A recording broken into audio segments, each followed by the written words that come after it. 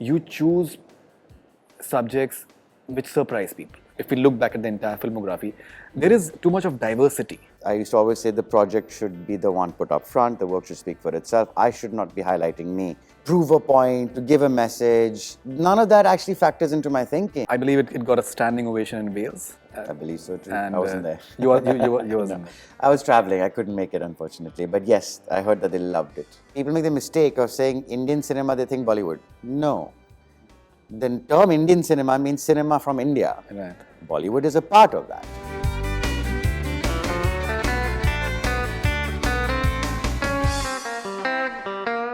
Hi, my name is Abhay Deol and you're watching me on Bollywood Hungama.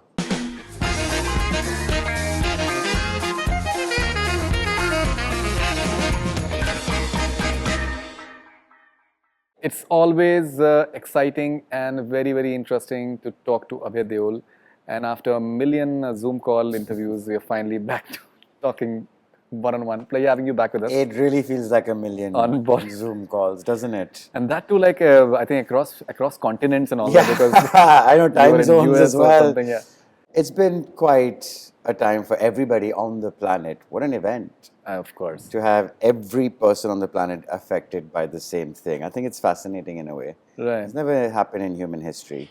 Right. And the moment it seemed to be slowing down, the world picks up got again. No, the world got embroiled in a war. Oh, that is impacting everyone. See, that's the thing. The world was never not at war. It's right now it's Russian aggression towards Ukraine, but Yemen's been at war too, with the Saudis and the Americans attacking them. So it just depends on which media do you watch and which war gets more dramatically highlighted. Right. So let's not just talk about Ukraine. There's war all over the world from a long time. The Middle East has been at it for a long time. Africa too. That's not new. Of course. Yeah. All right. Okay. Now, so your next project is Jungle Cry. It's very interesting that you've developed this credibility around you. Maybe this in a way persona around you that if you get associated with any project, that project suddenly gains attention. That if Abhay Deol is associated with it, that there must be something in it. What exactly is there in it? Do you at times feel that more than your acting, it's the fact that your choices are so unique that they get more talked about in a way as well? I don't know. I definitely have been asked this many a time that if I'm in a film, then that film must be good. I feel pressure when I hear that because film is not an individual's making. A team makes a movie. It's not just the director, it's not just the actor, it's not just the editor, it's not just the DOP. It's everybody that makes that movie. And so it's not up to me for a film to come out good or bad, but yes, because I've chosen films that have done well or that at least tried to give you something new, there is that expectation each time I pick up a movie. And as far as acting versus the product is concerned, I've never highlighted myself. In fact, early years of my career, I used to run away from marketing myself, giving publicity to me. I used to always say the project should be the one put up front, the work should speak for itself. I should not be highlighting me. So there's an element of that, which is why I always put the film before me. And that's also a result of that. Like I said, don't even give me any attention. Just look at the movie, look at the director. Don't look at me, I'm just a piece of that jigsaw puzzle. So I think that's also a part of that. That's absolutely right. So you go out on a limb to support a project. All sorts of, I think, filmmakers, maybe other people, they may not be supporting them the way you do. And I don't think that there can be any other actor maybe who can go with a bruised eye to an event to bring attention to the fact that there's certain things that are happening to his film which maybe are not right. Yeah. So there is a certain passion that you bring to the table which is unique, and as you rightly said, it's for the project always. Yeah. Which makes it unique. It's funny you say that because how do you support a project?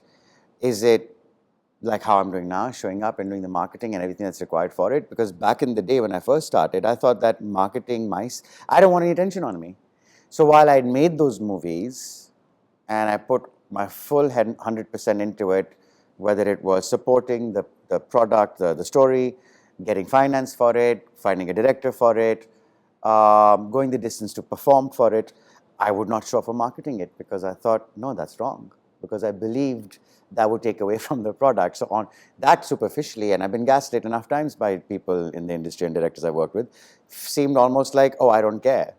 And I said, think, what do you mean? Like, unlike all the other actors, I don't even want to be a star. I don't want any attention on me. I'm letting you have it for yourself, not realizing that, well, the system is such that the presence of you gives that film that much more attention. And I just thought that that was vulgar. Like, why should I bring the attention? The project should bring the attention to itself. The director's work should be the thing talked about. Don't talk about me. That was my interpretation of supporting a project. But on the surface, it almost looked like I was not supportive of it. And then later on, I had to come and embrace the fact, oh, you know, it's okay. It's okay for you to publicize yourself. It's okay for you to show up and be the star. It doesn't mean you've sold your soul. Correct. You know, and actually that helps the product. And what you ideally think helps the product is an ideal, which in an idealistic situation should be and would be, but we don't live in an ideal world. Right. You know, so when we talk about Jungle Cry, one can look at it from this point of view that it's based on, say a realistic event and it's rugby, Indian context. But what has become synonymous with you as well, that you choose subjects which surprise people. You know, that if we look back at the entire filmography, there is too much of diversity. You know, so Too much? A little too much?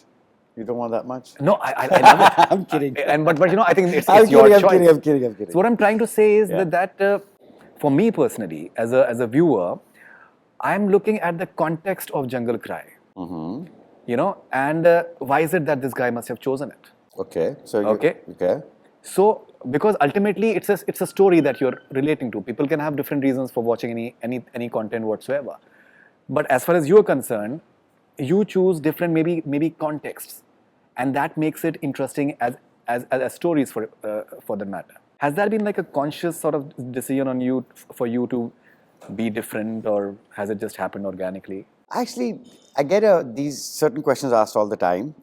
And we were talking about earlier about how it gets tiring, perhaps, you know, because you're repeating yourself.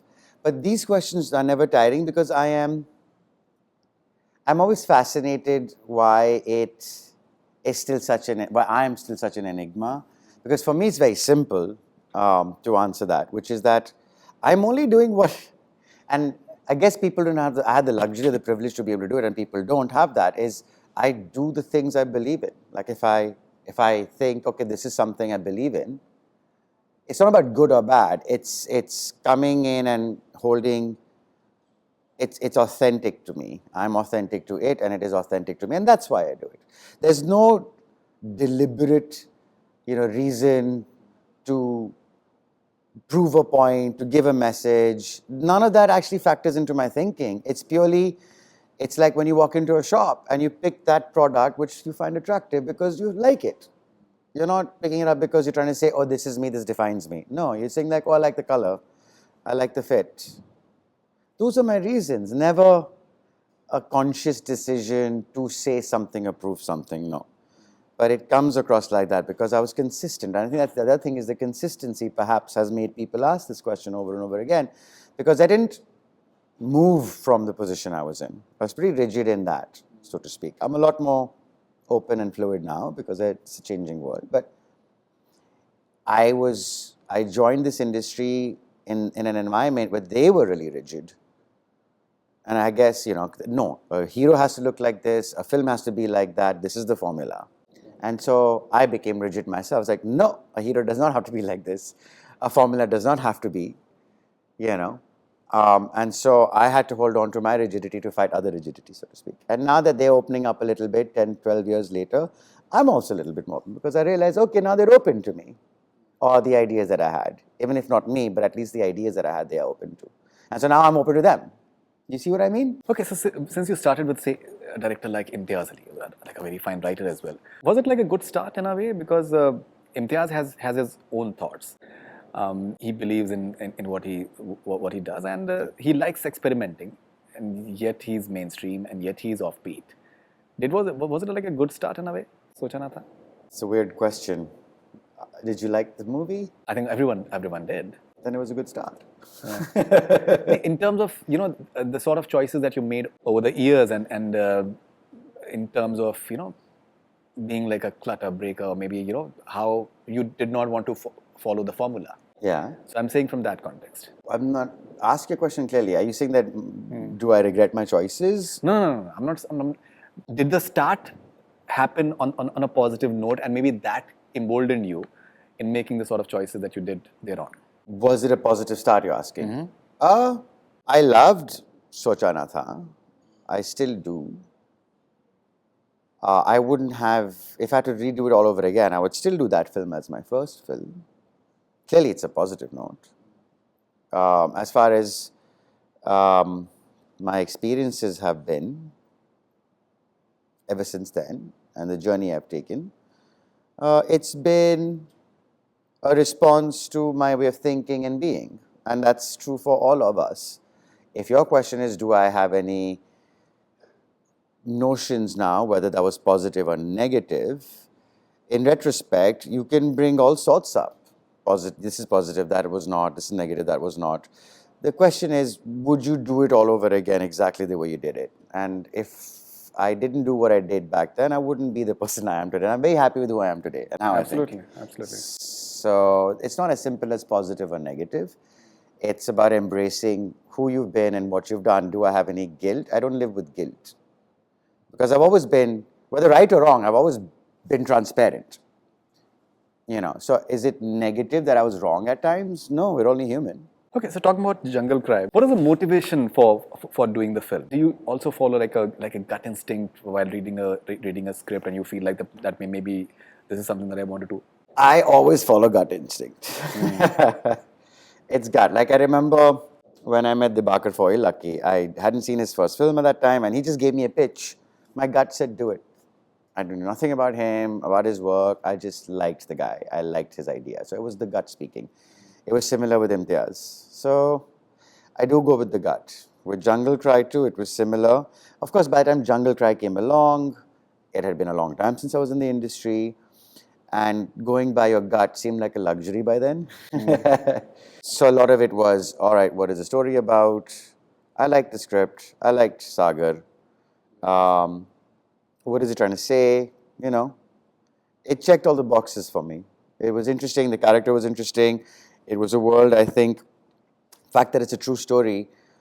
And I didn't know about it. I didn't know about these kids from tribal backgrounds. I didn't know about Dr. Samanta starting this amazing institute which houses these tribal kids, gives them food, shelter, clothing, education, and how these kids went from there, were actually trained in football, but had 3 months to train in rugby, and literally went and won the World Cup in that time. Right. So I thought this is fascinating, and it's sad that I don't know this and that the country doesn't know it. It kind of highlights the fact that we tend to focus only on one or two things in this country. Okay, there's cricket and there's Bollywood. It's like, no, there's a whole host of diversity this country has and communities. Just look at sport even, and maybe perhaps attention there would inspire other sportsmen of other sports to do better, to play better, and to get better infrastructure, better services. And those were all the things that ran through my mind when I read the script. All right. Okay, and I believe it got a standing ovation in Wales. I believe so too. And I wasn't there. You wasn't there. I was traveling. I couldn't make it, unfortunately. But yes, I heard that they loved it. Right. Yeah. So you're looking forward to its release? Oh, yeah. I mean, yeah. I was going to say always every film. Then I realized, wait a minute, not always every film, but this one I am. Right.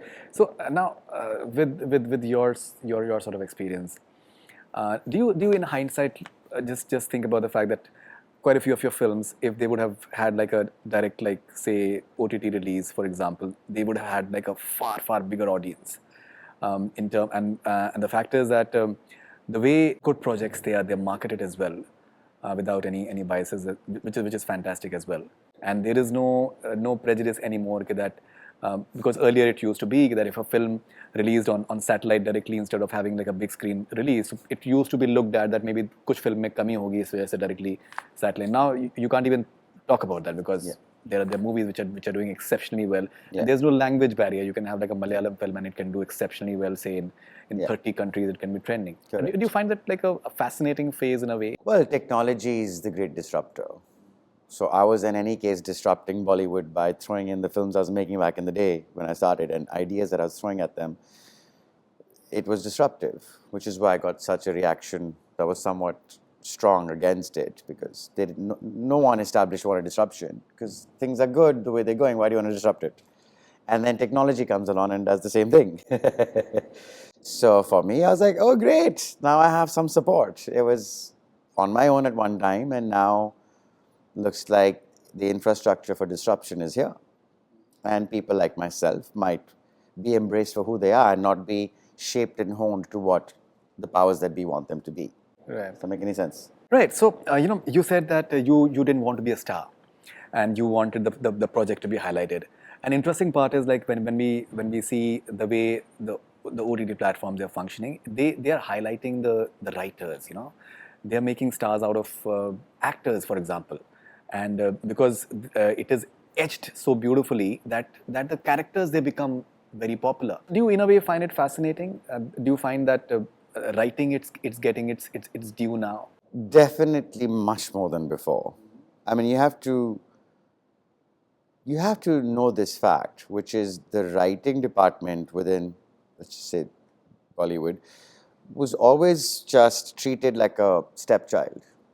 Because the trend mostly, especially in the 80s and 90s, was like they were just. The term Bollywood came about because it was sort of almost derogatory to say, oh, they copy Hollywood all the time. We all know this. That's why the term Bollywood. It's Bombay, and it tries to be like Hollywood, so it's Bollywood. Like that's where it came from. I've been on sets growing up because I grew up from a film family, and I remember being on sets sometimes where I've literally seen them write the dialogue on set. Because there was just the formula, and there was only so much you could do. So writing was never inspired, never invested in, because it was formula. I mean, how many ways can you say the same story? Which is why we lacked good writers for a long time, because they were expected to conform to market dynamics. They weren't expected to go against that, come up with ideas that you wouldn't necessarily see in a movie, which is why someone like myself, when I was coming up with ideas, and when I was narrating Dev D to people as an idea before I went to Anurag, people were like, "Ye to art film hai, koi dekhne nahi aayega," because it just was not conforming. So yes, today, when you have shows like a Delhi Crime, for example, you see that the writing is integral, the structure is important, and oh wow, there's something to a good writer. Like, it actually works for the project. And I'm like, good morning. So it's the background we come from. We never encouraged and invested in our writers. We just expected them to deliver the same formula every time. Now we're saying, all right, drop the formula with the OTT platforms. I mean, Bollywood is still, and it's fine, there is a market for Bollywood, and it's nice to see them kind of just improve upon the same thing, and they are. But it's nice to also have the alternative, because my thing has always been, do what you do. There's nothing wrong with that. I'm not saying you're wrong. I'm just saying that allow people like myself to do what we are capable of doing at the same time as you. Because that's when you have a little bit of diversity and choices for people. They can choose to watch this and not that. Right. So you're mentioning Bollywood, but we are in a very interesting space right now that some of the biggest pan-Indian films, they're from South India. And they're doing exceptionally well. We also have some very finely written films, like, say, for example, Jai Bhim, for example, in Tamil, or say Minnal Murali in Malayalam. So many more films in Malayalam. Actors like Fahad Fasil, for example, they're doing exceptional work. So it's no more. I think South was always there, but maybe I think because of the last 2 years and the entire pandemic element, it's moving around much more freely, and people are accepting it much more. Yeah. So I think there's much more to Indian cinema than Bollywood. See, Bollywood is a part of Indian cinema. That's what you have to understand. People make the mistake of saying Indian cinema, they think Bollywood. No. The term Indian cinema means cinema from India. Right. Bollywood is a part of that.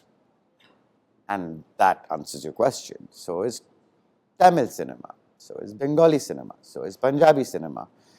That's Indian cinema. And Bollywood is from the city of Bombay, or was called Bombay, and it's in the language of Hindi, and is a part of that family of Indian cinema. Um, as you said, the South Indian film industry has always existed and has always had their audience. It's just that if you're from the North and you speak Hindi, you're watching news related to that. You're just not watching the news related to something outside of it. And so, you're ignorant of that existence. Doesn't mean it doesn't exist. Similarly, somebody from the South might not watch Hindi cinema and is ignorant of the Hindi stars, because they have their own. So they've always coexisted. And as we were saying earlier, technology is a great disruptor. So now we are embracing a much larger Indian identity than just the regional one. Because you could say Bollywood is regional too in some ways. Correct. It appeals to the Hindi belt, Right. Tamil cinema appeals to the South Indian belt. Millions watch it, Right. So now there's a bit of mishmash happening because you realize, oh wow, Bahubali looks great. Let's watch it. And oh, this actor is interesting. Right. Let's invest in him. Let's put him in a different language movie. Let's take him from Tamil cinema and put him in Hindi cinema, and vice versa. Have you been offered any film down south? I've done a film South. Okay. I played the villain. I can't. It was really tough for me to learn. I couldn't just rattle off anything. I had to say the words. I actually wanted to dub for myself, but apparently they said my accent was too strong. And I was like, but he's a North Indian. Let there be an accent. Because I worked really hard in getting my words, and I'm actually mouthing the words, and I'm actually speaking the words. It's just that they wanted to dub it. And that is how the dub works, because I'm actually saying the words. But they just felt that the accent was too strong. But I was like, you approached me as a North Indian, and you have me playing a North Indian, so why can't I have an accent? So that put me off. I was like, no, if I can't use my own voice, I'm not going to do it again. Because I'll make the effort in learning the language, which I did. Right. And would you want to maybe do like a Malayalam film or something? If Sure, I'm open. I'm not closed to the idea of experimenting. But when you skip from one language to the other, it's not easy. You need to put in that time and energy. If I had that time, I would give it. Now, when you work with someone like Dibakar Banerjee, two films, Oilaki and Shanghai, for example, both are very, very different characters. It's like diametrically different characters. Yeah. How's the experience of working in such different worlds with the same director? That's the one exciting thing about Dibakar. The fact that he saw me in Oilaki as that character, and then he saw me in Shanghai as that character, who completely. We were just talking about North cinema and South cinema. I mean, that's literally the difference between the two. It's a North character and a South character. And he's always had that faith that I would pull it off. He had a vision for me. I fit in that vision of his. And I'm a trooper. I never say never. Let me throw something at me first. I'd never say no immediately. Just throw it at me, and then I'll see. And if your vision is pure and authentic, which his was, I'll go along with it. I'm more than likely to go with it or not. And in that sense, Dibakar always had that faith in me. You also have had a very, very interesting journey in terms of that you go to New York and you do some random course over there and then you do a film. So there is no pattern to the way you have functioned. I was just having it's a very strange sort of parallel in a way that I was thinking of. Say Dilip Kumar Saab. He did very selected films, but he was always educating himself. He was a very voracious reader, very fine Urdu and poetry and all that stuff. As a creative person, how important has that self-learning part for you, and how has that contributed to you being an actor and a creative person? Well, if you take self-learning by itself, on its own, Right. it's something I feel everybody should do. You don't have to be in a creative field to Of course. learn. Of course. You should learn regardless. Of course. Because it expands your own human condition. Right. So whether you're a welder or an actor, it'll help both. It'll start to show in your work. It'll start to show up in your relationships. And so that's something I think everybody should do if they have the privilege for it. If I was to speak specifically for somebody in the creative field, what learning does, from the perspective of an actor, let's say, or even a director or a writer, just film as a medium, it opens up your worldview. And when you are in a medium that is literally telling stories, literally portraying people, you better have a bigger knowledge of the human condition to portray a character, of whether it's a political situation or a historical one for telling a story. Understanding of the culture so that you don't miss the nuances as a storyteller, as a director, or as an actor. Right. So sure, yeah. Okay, for someone who has done diverse films, who has been like, you said that I don't want to be a hero, and you have some really cool songs to your I credit. know I do, right? Really cool I songs. ran away from them, yet they keep Yes. coming back for me. Yes, which is pretty interesting. Yeah, I've been very fortunate. Which is your personal favorite? Favorites are always hard, different songs for different reasons. Like, Oi Lucky Lucky Oi always puts me in a good mood. Emotional Atyachar always works when I feel like venting. Senorita is great to play when I just want to let my head on and have fun. So it's hard to have favorites. Lari Chuti as well. Lari Chuti is very poetic. When you're feeling a bit poetic, so to speak, like nostalgic.